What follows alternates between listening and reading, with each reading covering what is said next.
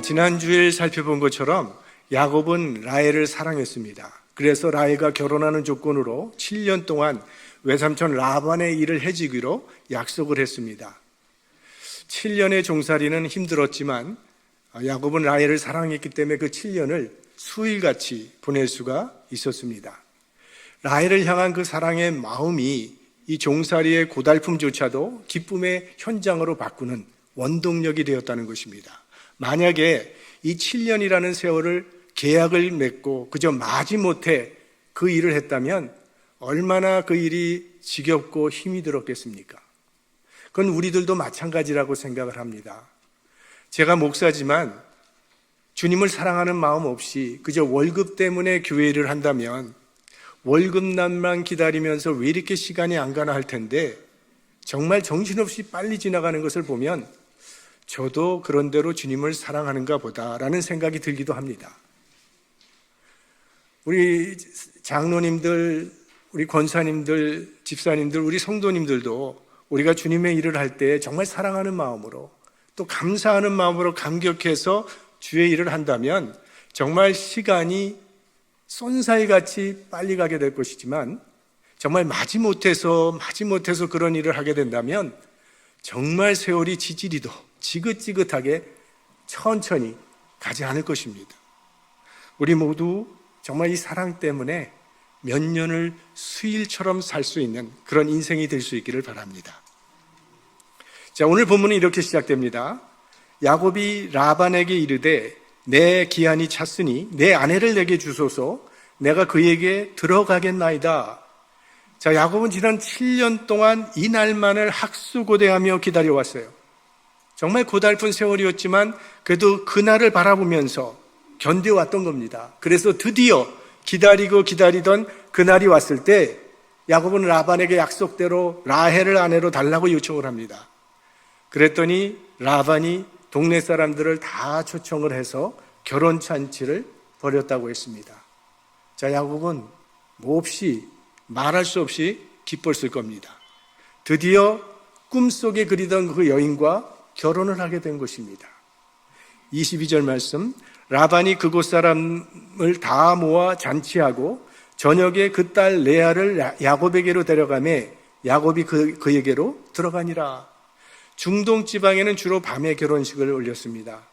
야곱이 밤늦게 이제 신방에 들어가서 신혼 첫날 밤을 지냈습니다. 근데 아침에 보니까 아내가 바뀌어 버렸어요. 자기는 라헬과 결혼을 했는데 아침에 일어나 보니까 레아였다는 겁니다. 지난 7년을 기다려온 그 야곱의 꿈이 정말 물거품처럼 사라지고 만 거죠. 라반에게 속은 겁니다, 외삼촌.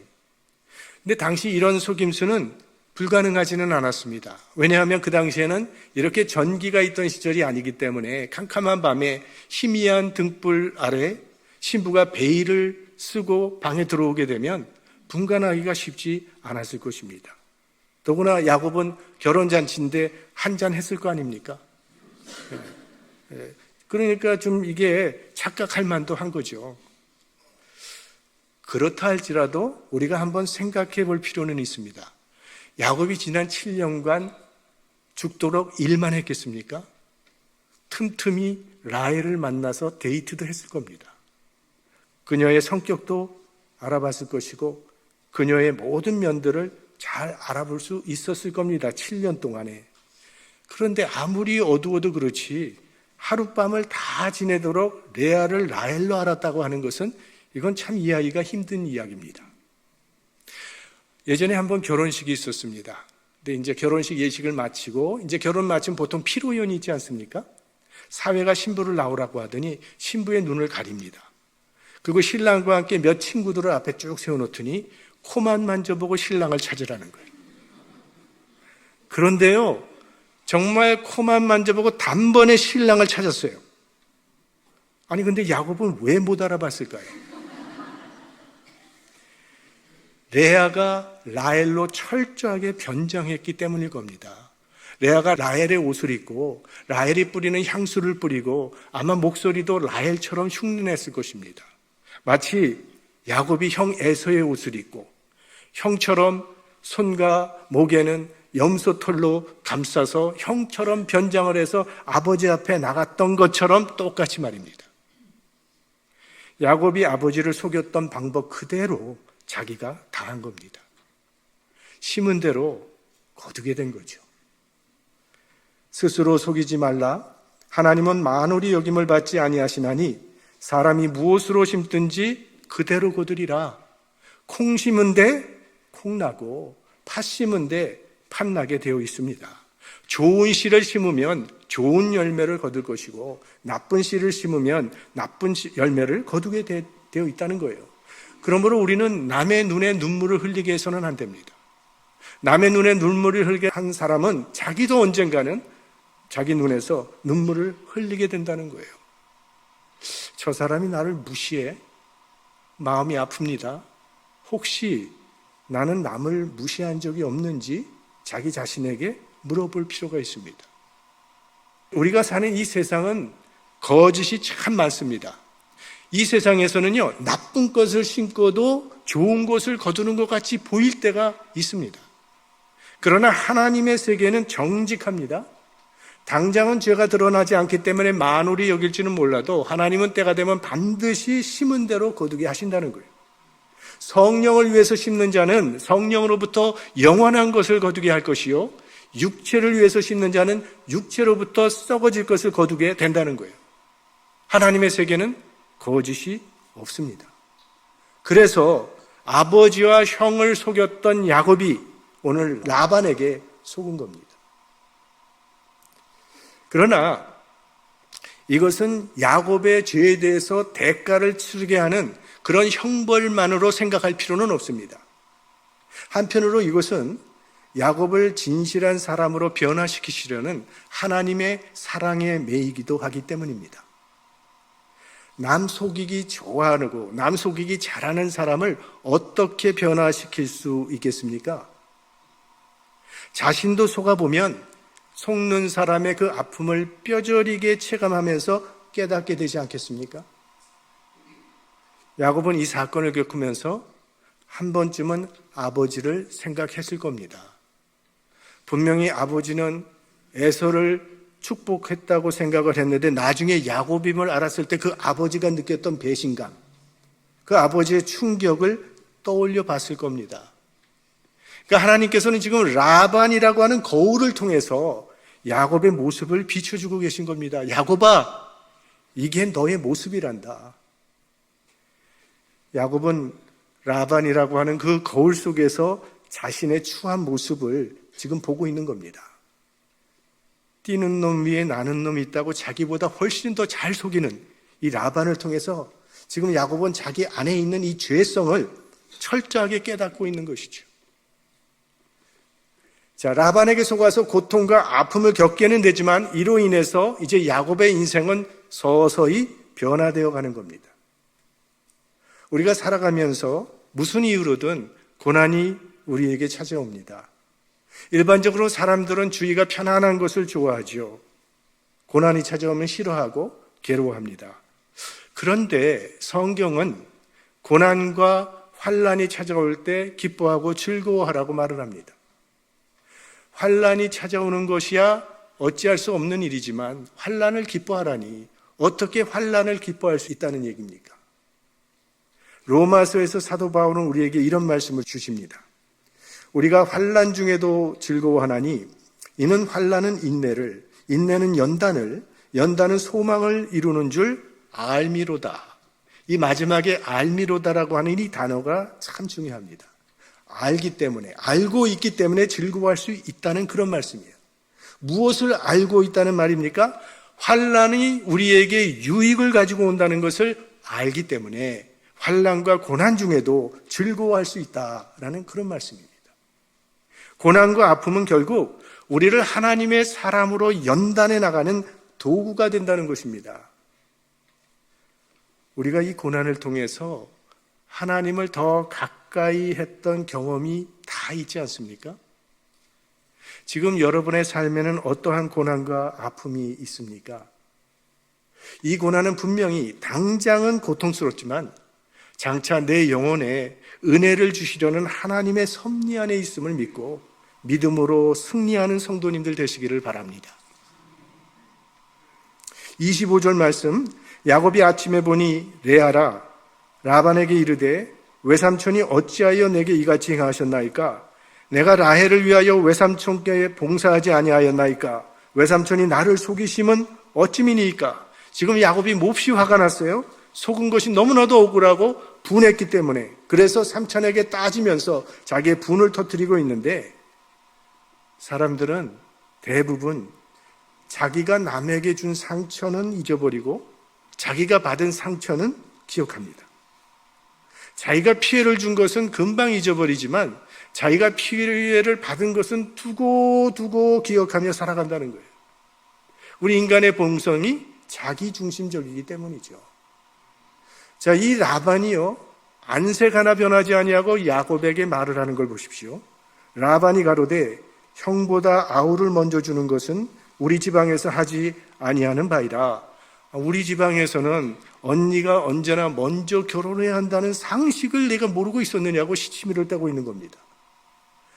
라반이 하는 말이 틀린 말은 아니에요. 그것이 그 지방의 풍속이었습니다. 그러나 그랬다면 미리 7년 전에 알려주었어야지. 지금 와서 이러는 것은요, 지금 라반에게 다른 속셈이 있었기 때문입니다. 그 라반의 속셈이 27절에 나타나죠. 이를 위하여 7일을 채우라. 우리가 그도 내게 주리니 네가 그를 위하여 또 7년을 내게 봉사할지니라. 7일을 채우라는 말은 7일이 지나가면 합법적으로 결혼이 이루어지기 때문입니다. 그렇게 레아와의 결혼이 합법적으로 끝나게 되면 라헬도 내게 줄 거니까 또 7년을 봉사하라, 이렇게 말합니다. 결국 야곱을 7년 동안 더 부려먹고 싶었던 겁니다. 라반은요, 아주 단수가 높은 장사꾼이에요. 야곱이 라헬과 결혼을 하면 어떻게 될까요? 분명히 독립하고자 할 겁니다. 그렇게 되면 자기의 경쟁자가 생기기 때문에 어떻게 하면 이 야곱을 집안에 붙잡아둘 수 있을까 생각하다가 야곱이 가장 원하는 그 라헬을 붙잡아두는, 주지 아니하는 카드를 사용한 거예요. 야곱은요, 굉장히, 이 사람도 꽤가 많은 사람이지만 라반을 당할 수가 없습니다.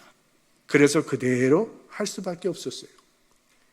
야곱이 그대로 하여 그 7일을 채움에 라반이 딸 라헬도 그에게 아내로 주고 라반이 또 그 여종 비라를 그 딸 라헬에게 주어 시녀가 되게 하며 야곱이 또한 라헬에게로 들어갔고 그가 레아보다 라헬을 더 사랑하고 다시 7년을 라반에게 봉사하였더라.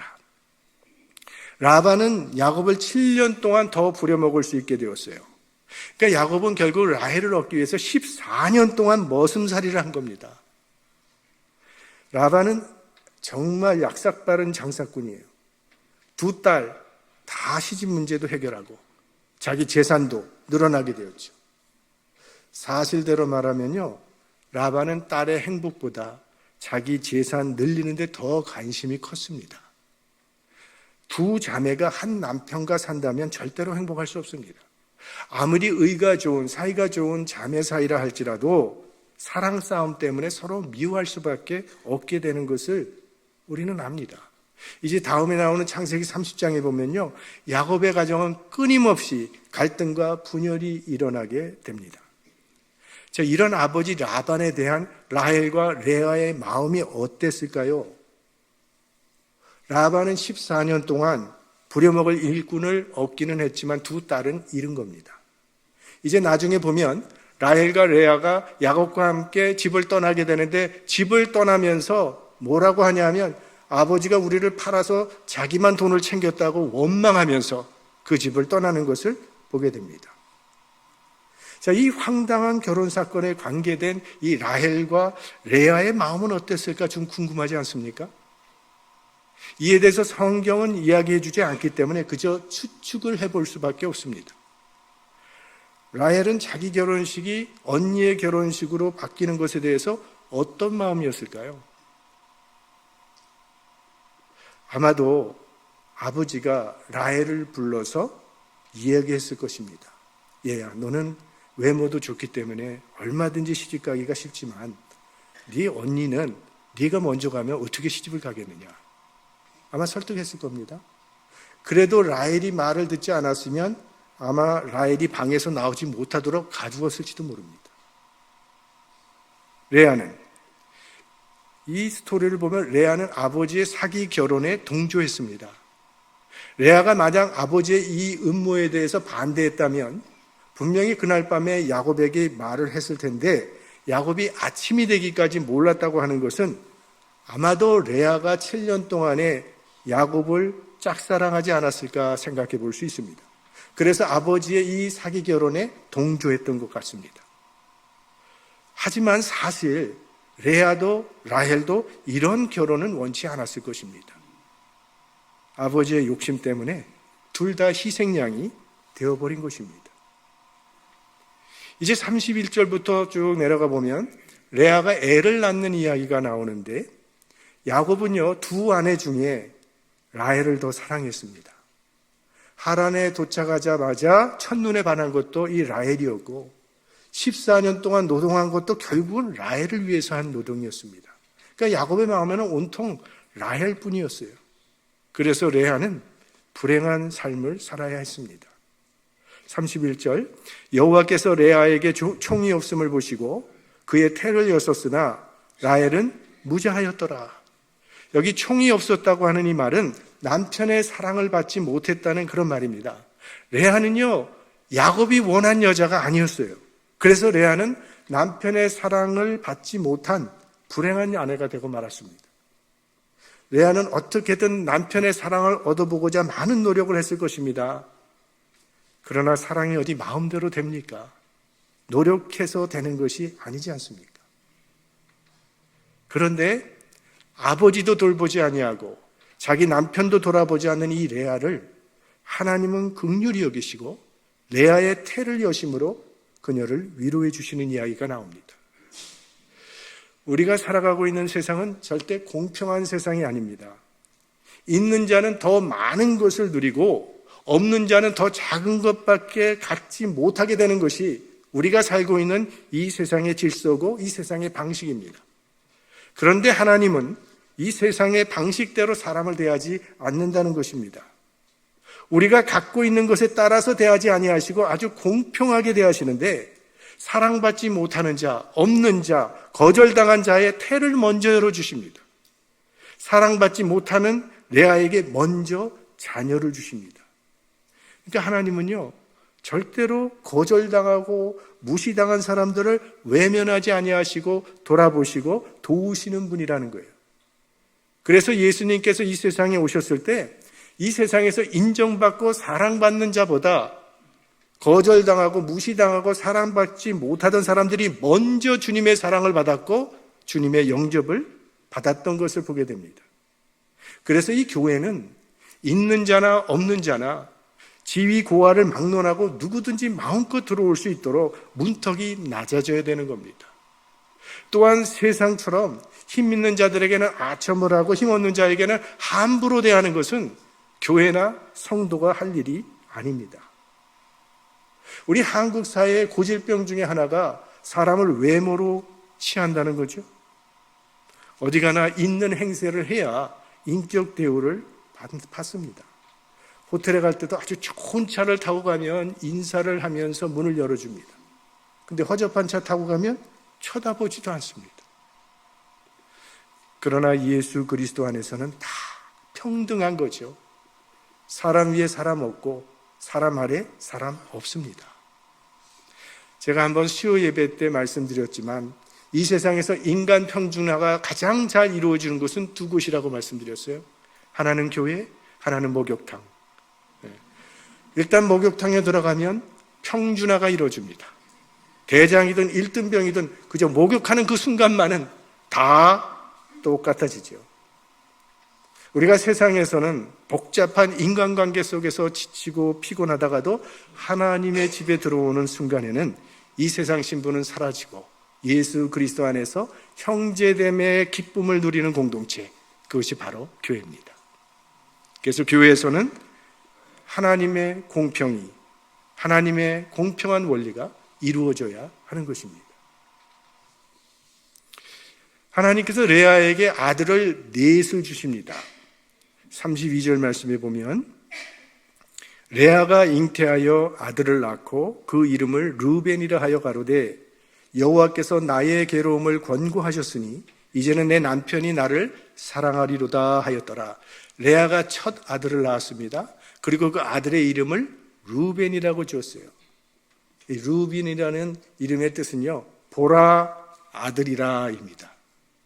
이것은 아마도 레아가 자기 동생 라헬을 의식하고 지은 이름일 것입니다. 라헬아, 너는 사랑은 받지만 자식은 없지 않냐? 보라 아들이라. 나는 아들을 보았다는 거예요. 레아는 이제부터는 야곱이 자기를 사랑할 것이라고 기대했습니다. 그러나 야곱의 마음은 레아에게 돌아오지 않았습니다. 그래서 여전히 레아는 실망과 좌절 가운데 살아갈 수밖에 없었습니다. 그가 다시 잉태하여 아들을 낳고 가로되 여호와께서 나의 총이 없음을 들으셨으므로 내게 이도 주셨도다 하고 그 이름을 시므온이라 하였으며, 자, 둘째 아들의 이름은 시므온. 이 시므온의 뜻은 들으심이라고 하는 뜻입니다. 남편의 사랑을 받지 못하는 내 고통과 아픔과 상처를 하나님께 아뢰었더니 하나님이 내 기도를 들어주셨다는 그런 말입니다. 레아가 아무리 노력을 해도 야곱의 마음을 돌이킬 수 없었고 갈수록 아픔과 상처가 쌓여갔습니다. 그래서 하나님께 호소했더니, 간절히 기도했더니 하나님께서 나의 탄식과 아픔과 눈물의 기도를 들으셨다고 그렇게 말합니다. 그래서 아들 이름이 들으심입니다. 참된 위로는 하나님으로부터 오는 것입니다. 하나님은 남편에게 사랑받지 못하는 아내의 아픔을 아십니다. 남편이 교회 안 다니는 가정에서 아내가 힘들어하는 모든 사정과 아픔을 하나님은 아십니다. 그래서 남편이 안 열리는 대신에 하나님께서는 그런 여인들에게 하늘문을 열어주시는 것을 우리는 종종 보게 됩니다. 34절, 그가 또 잉태하여 아들을 낳고 가로되 내가 그에게 세 아들을 낳았으니 내 남편이 지금부터 나와 연합하리로다 하고 그 이름을 레위라 하였으며, 셋째 아들의 이름은 레위, 그리고 이 레위라는 이름의 뜻은 연합함이라고 하는 뜻입니다. 이제는 세 아들을 낳았으니 남편이 나와 연합하리라 라는 기대로 그런 이름을 지었는데, 반면에 남편이 여전히 거리를 두고 있다는 것을 알 수 있는 이름이기도 하죠. 셋이나 아들을 낳았으니 이제는 남편이 나와 연합하여 하나가 될 것이다 라는 기대입니다. 얼마나 남편의 사랑을 받지 못했으면 아이의 이름을 이렇게 지었겠습니까? 참 안타깝고 가슴 아픈 이야기입니다. 그러니까 레아는요, 남편의 사랑을 얻는 것이 인생의 목표였어요. 그런 간절한 소망에도 불구하고 야곱의 마음은 레아에게로 돌아오지 않았습니다. 그렇게도 남편의 사랑을 받기 원했지만 평생 그 사랑을 받지 못한 가슴 아픈 상처를 안고 살아간 여인이 레아입니다. 그래서 아들의 이름마다 레아의 한이 서려 있습니다.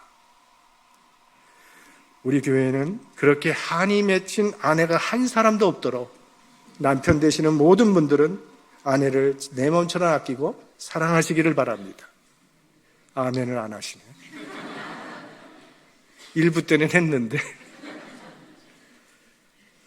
그 다음 네 번째로 유다라고 하는 아들을 낳게 됩니다. 그가 또 잉태하여 아들을 낳고 가로되 내가 이제는 여호와를 찬송하리로다 하고 이로 인하여 그가 그 이름을 유다라 하였고 그의 생산이 멈추었더라. 네 번째 아들 유다라는 이름의 뜻은 여호와를 찬송하리라는 뜻입니다. 나는 이제는 여호와를 찬송하겠다고 하는 그 신앙의 고백이 담겨 있는 이름. 이때부터 비로소 레아의 마음이 바뀌기 시작을 합니다. 더 이상 돌아오지 않는 남편으로부터 마음을 돌려서 하나님을 향하기 시작하는 겁니다. 지금까지는 남편이 내 삶의 행복이요, 남편이 내 삶의 기쁨이라고 생각했는데 이제부터는 하나님으로부터 내 기쁨을 삼으며 살아가겠습니다. 주님이 나의 반석이시요 나의 피난처시요 참 소망이 되십니다 라고 찬송하기 시작했다는 것입니다. 인간의 절망은 하나님의 시작이라는 말이 있습니다. 레아가 이렇게 자식을 낳고 남편의 사랑을 받았다면 그냥 그렇게 만족하며 살아갔을 것입니다. 그런데 남편에게 실망하고 좌절했기 때문에, 그 남편으로부터 사랑을 받았기 못했기 때문에 그 마음이 하나님께 향하기 시작했던 것이죠. 그 아픔, 그 상처가 하나님 앞으로 레아를 인도해 나간 것입니다.